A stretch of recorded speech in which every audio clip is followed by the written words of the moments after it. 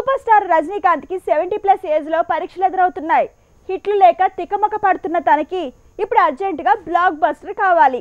బీస్ తో address గల్లంతైన దర్శకుడికి fate మారాలి.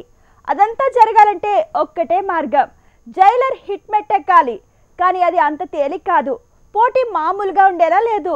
జైలర్ ట్రైలర్ వచ్చాక ఒక్కసారిగా రజనీకాంత్ ఇస్ బ్యాక్ అంటున్నారు. కాకపోతే ట్రైలర్ ఎంత బాగున్నా 24 గంటల్లో ఎంతగా భారీ రెస్పాన్స్ వచ్చినా తనని ఒకే ప్రశ్న భయపెడుతోంది, పరీక్ష ఎదురవుతోంది. రజనీకాంత్కే కాదు, జైలర్ ని తెరకెక్కించిన దర్శకుడు నెల్సన్ కి కూడా పరీక్ష తప్పట్లేదు. శివకార్తికేయన్తో హిట్ ని, విజయ్ తో ఫ్లాప్ ని మూటగట్టుకున్న నెల్సన్ బీస్ట్ వల్ల పడ్డ పంచ్ నుంచి కోలుకోవాలంటే జైలర్ హిట్ మెట్టెక్కాల్సిందే. నిజానికి వరుణ్ డాకర్ తో బ్లాక్ బస్టర్ సొంతం చేసుకున్న నెల్సన్ కి ఆ తర్వాత బీస్ట్ తో లోకేష్ రేంజ్ ఇమేజ్ వస్తుందన్నారు.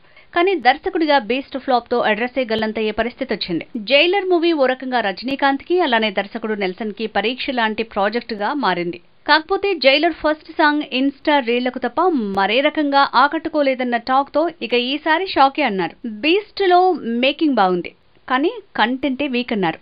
అసలు నెల్సన్ దర్శకుడేనా అనేంతగా తన ఎబిలిటీస్ మీదే కామెంట్ చేశారు. అందుకే రజనీకాంత్ కే కాదు, జైలర్ మూవీ నెల్సన్ దిలీప్ కి కూడా క్రూషియలే. నిజానికి రజనీకాంత్ కి గత కొంతకాలంగా హిట్లు లేవు. పేట, కాల, కబాలి తన ఇమేజ్ తో గట్టెక్కితే దర్బార్, అన్నయ్య డిజాస్టర్లుగా నిలిచాయి. అందుకే ఆకలి మీదున్న రజనీకాంత్ ని జైలర్ గట్టెక్కించేలా కనిపిస్తోంది.